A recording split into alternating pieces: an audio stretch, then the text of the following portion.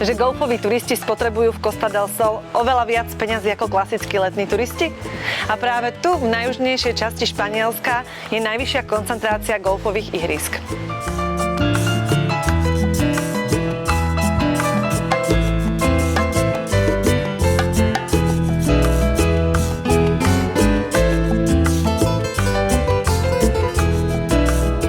Apartmán v Costa del Sol je tá správna voľba pre vás.